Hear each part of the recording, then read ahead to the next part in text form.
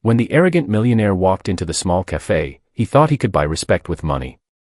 He mocked the quiet waitress, daring her to speak English for $1,000, but what he didn't know was that the woman he was humiliating once taught diplomats, rescued her mother from war, and could speak 5 languages fluently. What happened next would make the whole café go silent, and make the millionaire regret every word he said. The afternoon sun poured lazily through the tall glass windows of Café Luna, the kind of small-town coffee shop where time seemed to move slower and the smell of roasted beans hung in the air like a gentle memory. Behind the counter stood Maya, a woman in her early 30s, wearing a plain apron and a shy smile. Her brown hair was tied into a simple bun, and her eyes, calm yet distant, carried the kind of quiet that only comes from someone who has seen too much. The café bell chimed. In strode Ethan Ward, a man everyone recognized. The millionaire businessman who had recently bought half the town's properties, always dressed sharp, always laughing loud, and always finding ways to remind people that money meant power. Today, he was with 2 of his friends, both equally smug and loud. "Let's grab a table here," Ethan said, sliding into a seat by the window. "I heard they serve good coffee, if the staff can understand English, that is." His friends laughed. Maya approached with her notepad, bowing slightly. "Good afternoon, sir.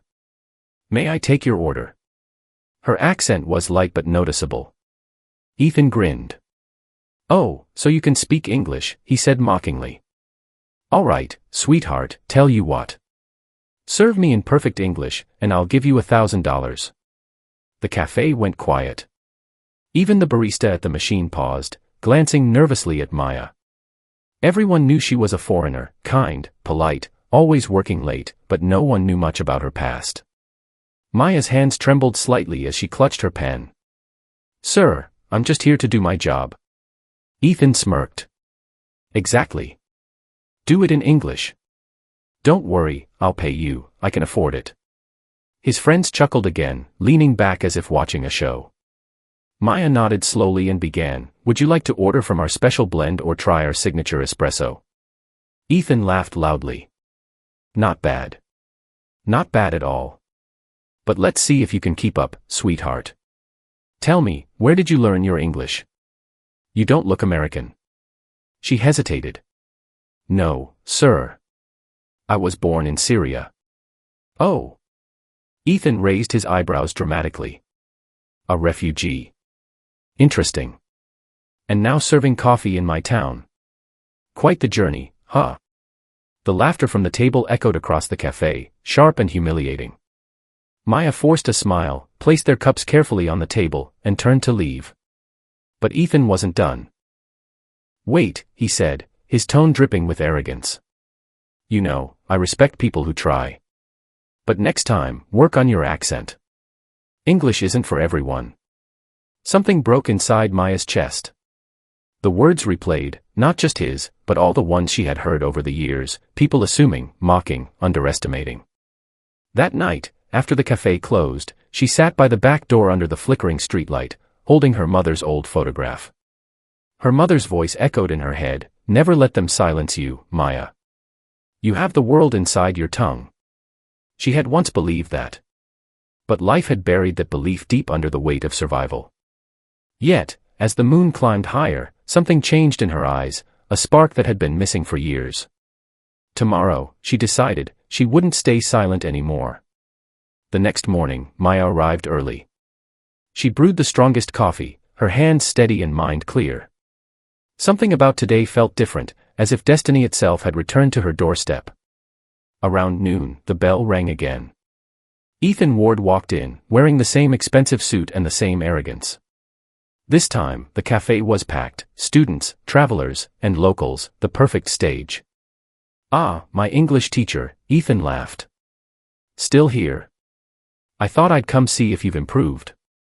Maya didn't flinch. "Would you like your usual order, sir?" He nodded mockingly. "Sure, and make it quick."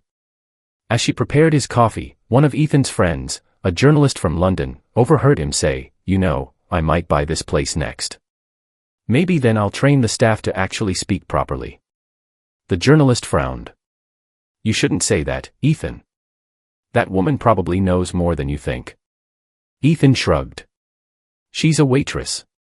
What could she possibly know? Maya returned with the tray, set down his cup, and looked straight into his eyes for the first time.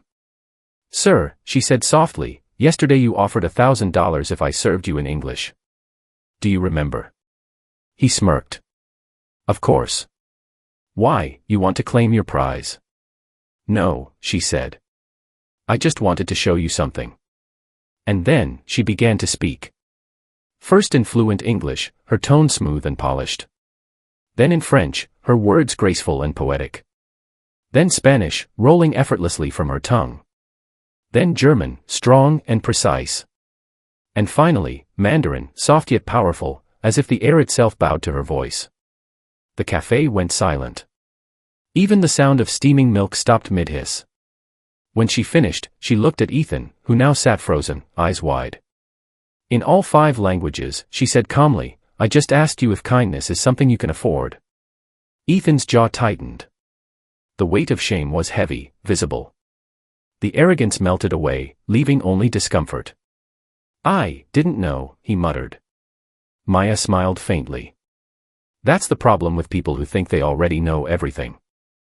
Then she turned and walked back to the counter, her back straight, her spirit unbroken. The journalist sitting nearby stood up, clapping slowly. Others joined, until the café erupted in applause.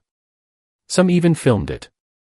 Within hours, the video spread online, Millionaire humbled by waitress who spoke 5 languages. By evening, news outlets were calling the café. Ethan's PR team tried to bury the story, but the truth was out, respect could never be bought, only earned. Later that night, Maya sat by the same back door under the moonlight, holding her mother's photo again. She smiled this time.